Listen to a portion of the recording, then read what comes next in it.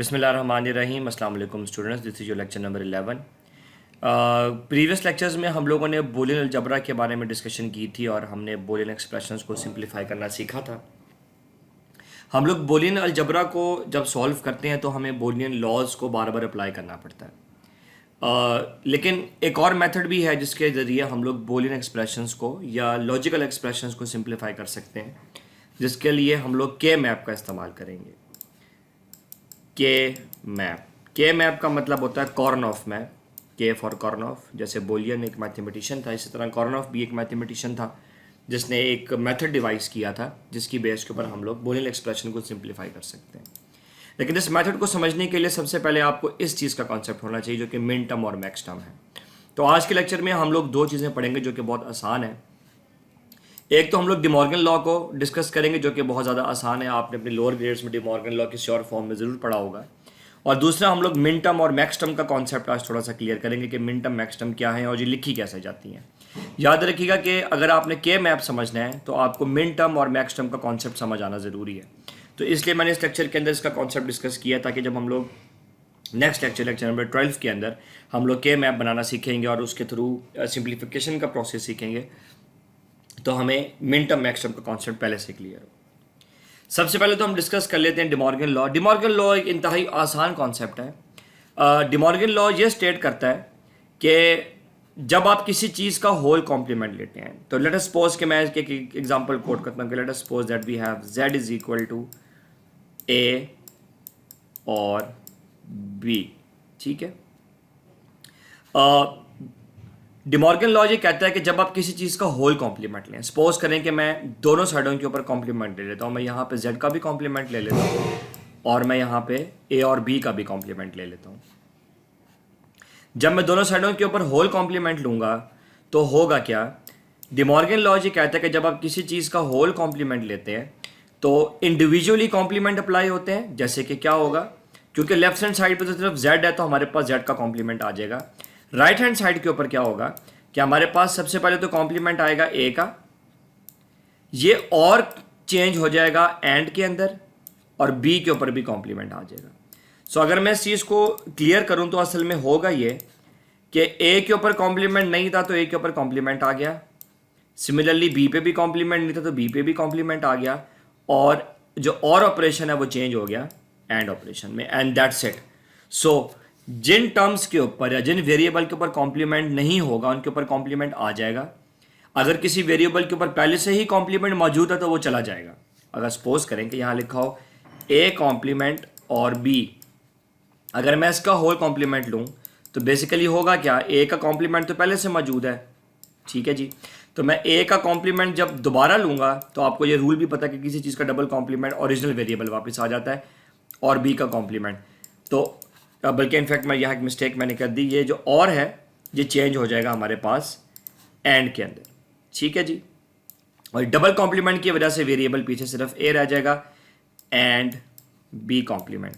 सो अगर इसका whole complement लिया जाए तो वो इसमें कन्वर्ट हो जाएगा। इसी को हम लोग डिमॉर्गन लॉ कहते हैं कि आप किसी चीज़ के ऊपर होल कॉम्प्लीमेंट अप्लाई करें तो क्या होता है, जब हम किसी चीज़ का होल कॉम्प्लीमेंट लेते हैं तो हमारे पास जो जिस टर्म के ऊपर कॉम्प्लीमेंट नहीं होता, अब ये देखें b के ऊपर कॉम्प्लीमेंट पहले से नहीं था तो b पे कॉम्प्लीमेंट आ गया, a पे क्योंकि पहले से कॉम्प्लीमेंट मौजूद था तो डबल कॉम्प्लीमेंट रूल की वजह से a से कॉम्प्लीमेंट चला गया और ऑपरेशन एंड में चेंज हो गया। ये चीज़ दूसरी चीज़ के लिए भी वैलिड है कि अगर आपके पास a डॉट b लिखा हुआ है यहाँ पे तो a पे कॉम्प्लीमेंट नहीं था तो a पे कॉम्प्लीमेंट आ गया, b पे भी कॉम्प्लीमेंट नहीं था तो b पे भी कॉम्प्लीमेंट आ गया, और ये एंड किस में तब्दील हो गया, और में। तो आपने कुछ भी नहीं करना, अगर तो किसी टर्म पे कॉम्प्लीमेंट नहीं है तो उस पर कॉम्प्लीमेंट आ जाएगा, अगर किसी टर्म के ऊपर कॉम्प्लीमेंट है पहले से तो उस पर से कॉम्प्लीमेंट चला जाएगा, एंड किस में चेंज हो जाएगा, एंड चेंज हो जाएगा और में, और किस में चेंज हो जाएगा, और चेंज हो जाएगा एंड में, एंड दैट्स इट। इसको हम लोग डिमॉर्गन लॉ बोलते हैं। तो आपकी आसानी के लिए मैंने कुछ एग्जांपल्स यहाँ लिखी हैं, ये दो एग्जांपल्स हैं। आपने पहले इसके ऊपर डिमॉर्गन लॉ अप्लाई करना है, फिर इस पर डिमॉर्गन लॉ अप्लाई करना है। पहले हम ये वाली एग्जांपल देख लेते हैं, सिर्फ फ़र्क ये है कि मैंने यहाँ पे शायद ब्रैकेट्स नहीं डाले हुए। तो ये वाली जो मेरे पास बूलियन एक्सप्रेशन है और ये वाला, ये दोनों सेम है। डिमॉर्गन लॉ में पहला स्टेप ये होता है कि आप में दोनों साइड के ऊपर होल कॉम्प्लीमेंट लेना होता है। तो मैं दोनों साइड के ऊपर होल कॉम्प्लीमेंट ले लेता हूँ। सबसे पहले मैंने कॉम्प्लीमेंट ले लिया z का जो कि लेफ्ट हैंड साइड है। अब मैं ले रहा हूँ कॉम्प्लीमेंट राइट हैंड साइड का, तो मेरे पास राइट हैंड साइड क्या है, A complement dot B dot C complement और A complement dot B complement dot C whole complement. I am sorry, मैंने यहाँ वेरिएबल बी को थोड़ा विजिबल नहीं लिखा, मैं उसको दोबारा यहाँ पे लिख देता हूँ, दैट इज़ बी कॉम्प्लीमेंट। अब ये मैंने होल का कॉम्प्लीमेंट लिया, ये जो आपको नज़र आ रहा है ये होल का कॉम्प्लीमेंट है। अच्छा, अब क्योंकि मैंने यहाँ ब्रैकेट्स लगा दिए तो फ़ायदा ये है कि हम लोग ब्रैकेट्स को बाद में डील करेंगे और सबसे पहले हम उन ऑपरेशंस को चेंज करेंगे जो मेन ब्रैकेट्स में आते हैं। अब मतलब होगा ये कि अब मैं इसको ज़रा लिख रहा हूँ, ज़रा देखिएगा, A complement dot B dot C complement, तो सबसे पहले जो होल कॉम्प्लीमेंट इसके ऊपर आ गया। अब ये और किस में चेंज हो जाएगा, ये और चेंज हो जाएगा एंड में, ठीक है जी, डी मॉर्गन लॉ के अकॉर्डिंग और एंड में चेंज हो जाता है। और फिर उसके बाद A complement dot B complement dot C और फिर इसका भी whole complement. Fine, I am sorry कि मेरी शायद आज मेरा जो राइटिंग पैड है वो ठीक काम नहीं कर रहा। ओके, उसके बाद लेट मी क्लियर कि मैं इसको यहाँ पे थोड़ा सा क्लियर कर दूँ कि ये मेरे पास सी है और यहाँ पे मेरे पास ब्रैकेट क्लोज है। अब हम इसके ऊपर दोबारा से होल कॉम्प्लीमेंट अप्लाई करेंगे। देखिए ए पे पहले से कॉम्प्लीमेंट मौजूद है और अब दोबारा उससे कॉम्प्लीमेंट ले रहे हैं तो इस पे से कॉम्प्लीमेंट चला जाएगा, एंड चेंज हो जाएगा किसके अंदर, और के अंदर। बी पे क्योंकि कॉम्प्लीमेंट नहीं है तो बी पे कॉम्प्लीमेंट आ जाएगा, फिर दोबारा से ये एंड चेंज हो जाएगा और में। अब क्योंकि सी पे पहले से कॉम्प्लीमेंट मौजूद है तो सी पे से भी कॉम्प्लीमेंट चला जाएगा। तो ये तो इसके ऊपर डी मॉर्गन लॉ अप्लाई हो गया, ठीक है। ये ब्रैकेट सिर्फ मैं आसानी के लिए डाल रहा हूँ, ठीक है। ये एंड ऑपरेशन तो एंड ही रहेगा, उसकी वजह यह है कि मैं ऑलरेडी इस कॉम्प्लीमेंट को इस और के ऊपर अप्लाई कर चुका हूँ तो दोबारा से अप्लाई नहीं किया जा सकता। उसके बाद अब इसके ऊपर होल कॉम्प्लीमेंट अप्लाई हो रहा है, क्योंकि ए पे पहले से कॉम्प्लीमेंट मौजूद है तो ए से कॉम्प्लीमेंट चला जाएगा। ये एंड दोबारा से और में चेंज हो जाएगा, ये वाला एंड, क्योंकि बी पे पहले से कॉम्प्लीमेंट मौजूद है तो बी से कॉम्प्लीमेंट चला जाएगा। ये वाला एंड दोबारा से और में तब्दील हो जाएगा, क्योंकि सी पे कॉम्प्लीमेंट नहीं है तो सी पे कॉम्प्लीमेंट आ जाएगा। अब आप देख रहे हैं कि ये वाली स्टेटमेंट के ऊपर मैंने डी मॉर्गन लॉ अप्लाई कर दिया, इसके ऊपर मैंने डी मॉर्गन लॉ अप्लाई किया। अब ज़रा इस पर आप गौर करें तो आपको ज़रा पिक्चर क्लियर होगी। सिंपल सी पिक्चर ये है कि ए पे कॉम्प्लीमेंट था तो ए से कॉम्प्लीमेंट चला गया, ये वाला एंड और में चेंज हो गया। बी पे कॉम्प्लीमेंट नहीं था तो बी पे कॉम्प्लीमेंट आ गया, ये वाला एंड और में चेंज हो गया। सी पे कॉम्प्लीमेंट था तो सी से कॉम्प्लीमेंट चला गया, ये वाला और जो है एंड में चेंज हो गया। इसके ऊपर ए के ऊपर पहले से कॉम्प्लीमेंट मौजूद था तो ए से कॉम्प्लीमेंट चला गया, ये वाला एंड और में तब्दील हो गया। सिमिलरली बी के ऊपर कॉम्प्लीमेंट पहले से मौजूद था तो बी से कॉम्प्लीमेंट चला गया, ये वाला एंड और में चेंज हो गया। और इस सी पे क्योंकि पहले कॉम्प्लीमेंट मौजूद नहीं था तो इस सी के ऊपर कॉम्प्लीमेंट आ गया। आप इस चीज़ को इस तरह समझ सकते हैं कि मैंने इसका टोटल ऑपोजिट यहाँ पे लिख दिया, इसी को डी मॉर्गन लॉ कहते हैं कि आपने टोटली इसका ऑपोजिट लिखना होता है। यह मैं आपको आसानी के लिए बता रहा हूँ, ये चीज़ मैंने यहाँ पे अप्लाई की हुई है। मैं चाहूँगा कि आप थोड़ी देर का पॉज दें और ज़रा सोचें कि इसके ऊपर जब डी मॉर्गन लॉ अप्लाई होगा तो क्या होगा। अगर आपने इसको सॉल्व कर लिया तो आपको बड़ी इजीली समझ आ गई होगी। सिंपल इज डैट के ये हमारे पास जेड कॉम्प्लीमेंट है और इक्वल के बाद क्योंकि ए पे कॉम्प्लीमेंट मौजूद नहीं है तो ए के ऊपर कॉम्प्लीमेंट आ जाएगा, ये वाला एंड और में तब्दील हो जाएगा। उसके बाद ये ब्रैकेट में आपकी आसानी के लिए दोबारा यहाँ लगा रहा हूँ, क्योंकि इस बी के ऊपर पहले से कॉम्प्लीमेंट मौजूद है तो बी से कॉम्प्लीमेंट चला जाएगा। फिर दोबारा से ये वाला एंड और में तब्दील हो जाएगा, क्योंकि सी पे पहले से कॉम्प्लीमेंट मौजूद है तो सी से कॉम्प्लीमेंट चला जाएगा। देन उसके बाद ये वाला और एंड में तब्दील हो जाएगा, क्योंकि इस बी पे कॉम्प्लीमेंट मौजूद नहीं है तो इसके ऊपर कॉम्प्लीमेंट आ जाएगा। ये वाला and again will be converted into और क्योंकि सी के ऊपर कॉम्प्लीमेंट मौजूद नहीं है तो सी के ऊपर भी कॉम्प्लीमेंट आ जाएगा एंड दैट्स इट। आप चाहें तो इसको दोबारा से ब्रैकेट्स में रख सकते हैं। उसकी वजह ये होती है कि जब दो टर्म्स के बीच में एंड ऑपरेशन आ रहा हो उनको हम लोग अलग ब्रैकेट्स के अंदर रख सकते हैं, जैसे कि मैंने यहाँ पे किया है। उसकी वजह यह कि अगर आप इसके ऊपर दोबारा से डी मॉर्गन लॉ अप्लाई करेंगे तो आपके पास यही एक्सप्रेशन वापस आ जाएगा। तो ब्रैकेट्स अप्लाई करने या ना करने से फ़र्क नहीं पड़ता, लेकिन बेहतर ये होता है कि ब्रैकेट्स अप्लाई कर दी जाए ताकि रीडिंग के अंदर आपको आसानी हो। ये चीज़ मैंने यहाँ पे आपके लिए सॉल्व भी कर दी है।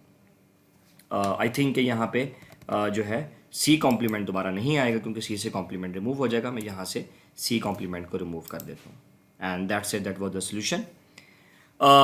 अगला जो कॉन्सेप्ट आ रहा है वो हमारे पास मिन टर्म्स और मैक्स टर्म का है। डिमॉर्गन लॉ इससे ज़्यादा हमें पढ़ने की ज़रूरत भी नहीं है क्योंकि ये कॉन्सेप्ट आप शायद लोअर ग्रेड्स में पहले पढ़ चुके जिसमें यूनियन और इंटरसेक्शन का कॉन्सेप्ट होता था सेट थ्योरी में, तो ये उसी तरह का है। जो हम अगली चीज़ पढ़े हैं वो हमारे पास मिन टर्म और मैक्स टर्म है। याद रखिएगा कि मिन टर्म मैक्स टर्म को लिखना और उसको टेबल के फॉर्म के अंदर समझना बड़ा ज़रूरी है ताकि आप लोगों को के मैप बड़ी इजीली समझ आ जाए।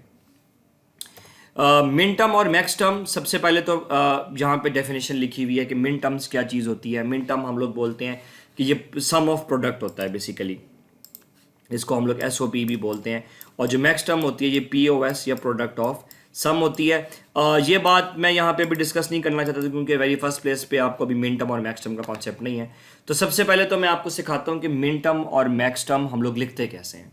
मिन टर्म मैक्स टर्म हम हर वेरिएबल की टाइप के लिए लिखेंगे, जैसे कि 2 वेरिएबल। तो जब 2 वेरिएबल हो तो 2 की पावर 2 इज इक्वल टू 4। आपको याद होगा कि हम 4 का टेबल बनाते थे। 3 वेरिएबल जो कि हमने ऑक्टल के केस में पढ़ा था, 2 की पावर 3 इज इक्वल टू फिर टोटल 8 पॉसिबिलिटीज, 8 का टेबल। और सिमिलरली मिन टर्म और मैक्स टर्म आपके पास 16 पॉसिबिलिटीज के लिए भी बनती है। तो हम पहले देख लेते हैं कि 2 मिन टर्म्स 2 वेरिएबल वाले केस के अंदर मिन टर्म कैसे लिखी जाती हैं, 3 वेरिएबल वाले केस में मिन टर्म कैसे लिखी जाती है और 4 वाले में कैसे लिखी जाती हैं। इसमें एक अच्छी बात यह है कि अगर आप लोग सिर्फ 2 वेरिएबल का केस समझ लें, सिर्फ 2 वेरिएबल का केस समझ लें तो 3 और 4 को लिखना आपके लिए बहुत ज़्यादा आसान हो जाएगा। सबसे पहले तो आपने ये करना है कि आपने अपनी मर्जी के कोई से भी 2 वेरिएबल चूज करने हैं। मैंने यहाँ पे जो 2 वेरिएबल चूज किए हैं वो मैंने x और y किए हैं, ये a और b भी हो सकते थे। उसके बाद मैंने सिंपली यहाँ पे 2 वेरिएबल के हिसाब से 4 वैल्यूज का टेबल बनाया है जो कि आपको याद होना चाहिए 0 0 1 1 0 1 0 1। जब आपको अपनी प्रीवियस नॉलेज से याद होना चाहिए कि जब आपके पास 2 वेरिएबल हो तो टेबल हमारे पास जो है 4 एंटिटीज का ड्रॉ होता है। अब मैं यहाँ पे मिन टर्म लिखने लगा हूँ जो कि आपने बहुत ध्यान से समझनी है। मिन टर्म लिखने का तरीका ये होता है कि यहाँ पे x की वैल्यू हमारे पास है 0। मिन टर्म्स में, ये बात आप ध्यान से सुनिएगा, मिन टर्म्स में जब वेरिएबल की वैल्यू 0 हो तो वहाँ पे कॉम्प्लीमेंट लिखा जाता है। ज़रा देखिएगा, क्योंकि यहाँ पे x की वैल्यू 0 है तो मैं यहाँ पे लिख रहा हूँ x का कॉम्प्लीमेंट। अगर x की वैल्यू 1 होती तो मैं x का कॉम्प्लीमेंट ना लिखता, ठीक है। उसके बाद y की वैल्यू क्या है 0, तो इसलिए मैं यहाँ पे लिखूंगा y का कॉम्प्लीमेंट। सो पहला स्टेप क्या हुआ कि क्योंकि x की वैल्यू 0 थी तो मैंने लिखा x कॉम्प्लीमेंट, y की वैल्यू 0 थी तो मैंने लिख दिया y कॉम्प्लीमेंट, और बीच में हम लोग डालते हैं एंड ऑपरेशन। तो ये आपके पास पहली मिन टर्म है एंड दैट्स इट। इससे ज़्यादा आपको मिन टर्म में कोई चीज़ समझने की ज़रूरत नहीं है। इसको हम लोग बोलते हैं मिन टर्म। आप क्या मुझे बता सकते हैं आपकी ये कौन सी मिन टर्म है? x की वैल्यू 0 है तो हमें लिखना पड़ेगा x का कॉम्प्लीमेंट। अब क्योंकि y की वैल्यू यहां 1 है तो अब हम लोग यहां y का कॉम्प्लीमेंट नहीं बल्कि सिंपली यहां पे क्या लिखेंगे y, और बीच में क्या आ गया एंड ऑपरेशन। तो पहली मिन टर्म होगी x complement dot y complement, दूसरी मिन टर्म होगी x कॉम्प्लीमेंट डॉट y। उसके बाद हम लोग तीसरी मिन टर्म लिखते हैं। क्योंकि x की वैल्यू यहां 1 है तो हम लोग यहां पे सिंपल x लिखेंगे। याद रखें अगर 0 हो तो कॉम्प्लीमेंट आता है और 1 हो तो कॉम्प्लीमेंट नहीं आता। y की वैल्यू हमारे पास 0 है तो मतलब y का कॉम्प्लीमेंट आएगा, क्योंकि जब वैल्यू 0 हो तो कॉम्प्लीमेंट आता है, और बीच में एंड ऑपरेशन। अब ये आखिरी मिन टर्म कैसे लिखी जाएगी? क्योंकि दोनों वैल्यूज ही 1 है तो दोनों पे ही कॉम्प्लीमेंट नहीं आएगा, और बीच में एंड ऑपरेशन। लेकिन अब आपको याद कैसे रहेगा कि कौन से मिन टर्म को हमने किससे डोनेट करना है? उसके लिए हम कोई नोटेशन का इस्तेमाल करते हैं। याद रखिएगा कि मिन टर्म लिखने के लिए हम लोग स्मॉल m का इस्तेमाल करते हैं, स्मॉल m का, ठीक है। और इसके सबस्क्रिप्ट में हम लोग मिन टर्म नंबर लिखते हैं। अब मैं यहाँ मिन टर्म नंबर लिख रहा हूँ। इसको हम लोग बोलते हैं m0, इसको हम लोग बोलते हैं m1, इसको हम लोग बोलते हैं m2, इसको हम लोग बोलते हैं m3। तो आपने यहाँ पे स्मॉल m लिखना है और इधर सबस्क्रिप्ट के अंदर आपने मिन टर्म नंबर लिखना है। अब इसका फायदा ये होता है कि अगर मैं आपसे कहूँ कि जी 2 वेरिएबल के केस के अंदर m3 मिन टर्म कौन सी है, 2 वेरिएबल के केस के अंदर m3 मिन टर्म कौन सी है, तो आपको टेबल से देख के फौरन पता चल जाएगा कि आप इसकी बात कर रहे हैं। आप कहेंगे जी ये वाली m3 मिन टर्म है 2 वेरिएबल के केस के, ठीक है जी। तो मैं जल्दी से आपको रिवाइज कर देता हूँ। रिवीजन बड़ी सिंपल सी है कि आपने क्या करना है कि मिन टर्म के केस में जहाँ 0 हो वहाँ पे कॉम्प्लीमेंट लिखा जाता है, जहाँ पे जीरो ना हो, जैसे कि यहाँ 1 था तो क्यों मैंने इसलिए y की जगह कॉम्प्लीमेंट नहीं लिखा, और बीच में एंड ऑपरेशन होता है। असल में डेफिनेशन में यही बताया जा रहा था कि मिन टर्म क्या होता है, ये मुख्तलिफ वेरिएबल का एंड ऑपरेशन होता है, ठीक है जी। और जो मैक्स टर्म होती हैं वो और ऑपरेशन होता है, वो हम लेटर केस में पढ़ेंगे। तो ये बात डेफिनेशन में यही लिखी हुई थी कि जो मिन टर्म्स होती हैं उनको प्रोडक्ट इसलिए बोलते हैं क्योंकि वो एंड ऑपरेशन होता है बिटवीन डिफरेंट वेरिएबल्स। होपफुली आपको 2 वेरिएबल की केस के अंदर मिन टर्म समझ आ गई होगी। अगर आपको मिन टर्म समझ आ गई है तो मैक्स टर्म समझना आपके लिए बहुत ही ज़्यादा आसान है। मैक्स टर्म मिन टर्म का टोटली ऑपोजिट होता है। कैसे?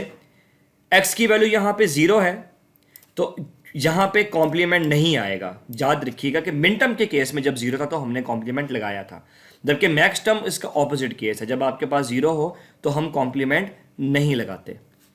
सिमिलरली y की भी वैल्यू 0 है तो y पे भी कॉम्प्लीमेंट नहीं आएगा और बीच में और ऑपरेशन आएगा। तो असल में मिन टर्म और मैक्स टर्म एक दूसरे के टोटली ऑपोजिट है। आप ये चीज़ देख के भी सरप्राइज होंगे कि अगर मैं एक मिन टर्म लूँ, for example M not min term मेरे पास क्या है, X complement dot Y complement.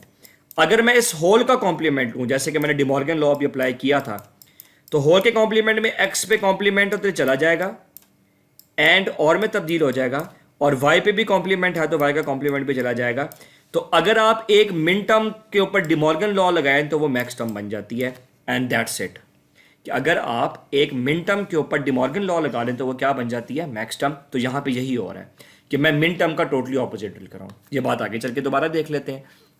X की वैल्यू 0 है तो मैक्स टर्म के केस में कॉम्प्लीमेंट नहीं आएगा। अब क्योंकि y की वैल्यू 1 है तो अब y के ऊपर कॉम्प्लीमेंट आएगा। ये बात आपने कंफ्यूज नहीं करनी, याद रखिएगा कि मिन टर्म और मैक्स टर्म का जो प्रोसीजर है एक दूसरे के ऑपोजिट है। मिन टर्म के केस में 0 हो तो कॉम्प्लीमेंट आता है, 1 हो तो कॉम्प्लीमेंट नहीं आता, जबकि मैक्स टर्म के केस में 0 हो तो कॉम्प्लीमेंट नहीं लगाया जाएगा और 1 होगा तो कॉम्प्लीमेंट लगाया जाएगा। तो आप ये भी कह सकते हैं कि मिन टर्म और मैक्स टर्म एक दूसरे के ऑपोजिट हैं। अगर आप लोग मिन टर्म के ऊपर डिमॉर्गन लॉ लगाएंगे तो मैक्स टर्म आ जाएगी। क्योंकि y की वैल्यू यहाँ 1 है तो यहाँ पे अब कॉम्प्लीमेंट आएगा और बीच में और ऑपरेशन, उसमें एंड आता था मिन टर्म में, यहाँ पे और ऑपरेशन। अब क्या मुझे बता सकते हैं कि इसका आंसर क्या होगा?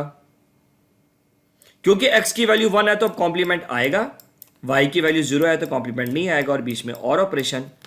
आई एम सॉरी फॉर दैट, बीच में हमारे पास आ गया जी और ऑपरेशन। मैं यहाँ से इसको अरेज कर देता हूँ और यहाँ पे मैं कॉम्प्लीमेंट अप्लाई कर रहा हूँ। और उसके बाद क्योंकि दोनों वैल्यूज़ 1 है तो दोनों जगह पे कॉम्प्लीमेंट आएगा, क्योंकि मैक्स टर्म के केस में जब 1 हो तो कॉम्प्लीमेंट आता है और बीच में और ऑपरेशन। मिन टर्म के लिए हमने स्मॉल m का इस्तेमाल किया था, मैक्स टर्म के लिए हम लोग कैपिटल M का इस्तेमाल करते हैं।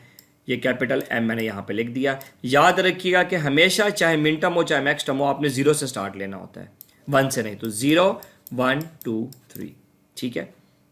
तो मैं यहाँ इसको लिखता हूँ 0 1 2 एंड 3, और ये आपके पास अब समराइज टेबल है। ये मिन टर्म का टेबल है और ये मैक्स टर्म का टेबल है।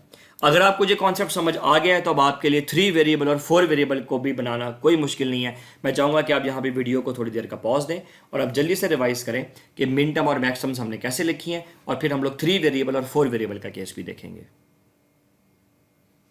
अगर आपने रिवाइज कर लिया तो अब हम लोग 3 वेरिएबल का केस देख लेते हैं। 3 वेरिएबल्स मैंने चूज़ किए हैं एक्स वाई जी, ABC भी हो सकते थे, और यहाँ पे मैंने 8 का टेबल ड्रॉ किया जो कि ऑक्टल का टेबल है।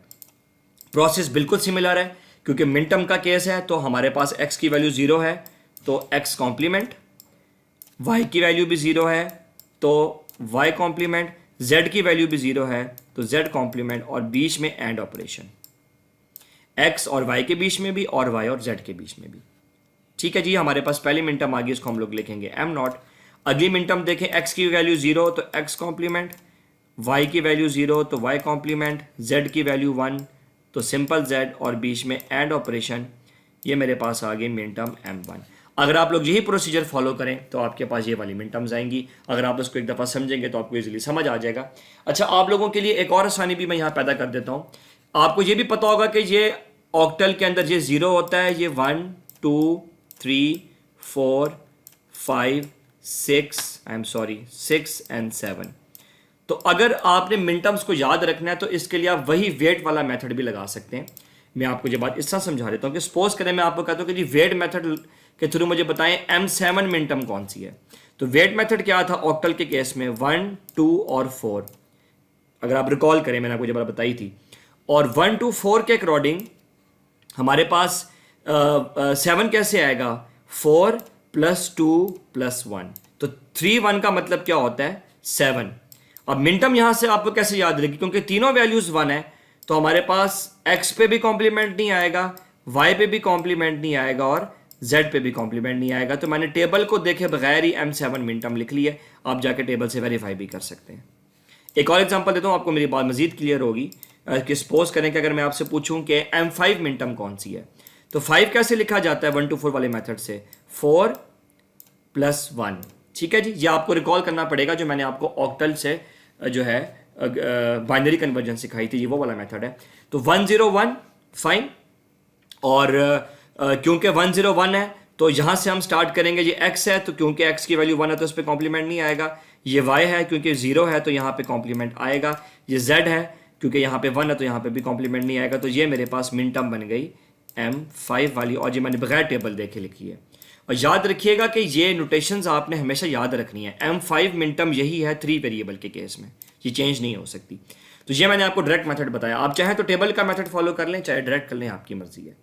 मैक्स टर्म जैसे कि मैंने बताया था कि मिन टर्म का टोटली ऑपोजिट है, क्योंकि अब यहाँ पे 0 है तो मैक्स टर्म के केस में 0 के केस में कॉम्प्लीमेंट नहीं आता। y भी 0 है तो फिर दोबारा कॉम्प्लीमेंट नहीं आया, z भी 0 है तो फिर दोबारा कॉम्प्लीमेंट नहीं आया, और बीच में और ऑपरेशन।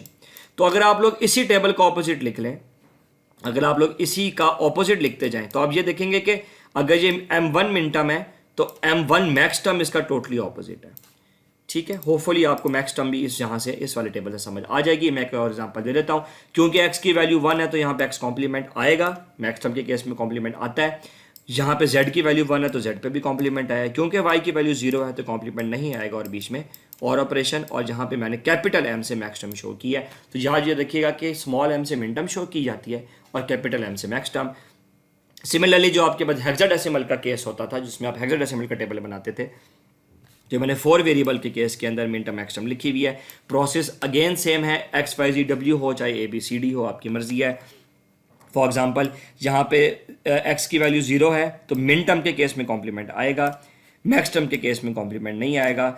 यहाँ पे y की वैल्यू 1 है, जब 1 हो तो मिन टर्म में कॉम्प्लीमेंट नहीं आता और मैक्स टर्म में कॉम्प्लीमेंट आता है। फिर दोबारा z की वैल्यू 1 है तो कॉम्प्लीमेंट नहीं आएगा मिन टर्म के केस में, जबकि मैक्स टर्म के केस में कॉम्प्लीमेंट आएगा। और क्योंकि w की वैल्यू 1 है तो यहाँ पे कॉम्प्लीमेंट नहीं आएगा in case of min term, और मैक्स टर्म के केस में कॉम्प्लीमेंट आएगा। और बीच में हमारे पास और operation in case of max term और and operation in case of min term, and that's it.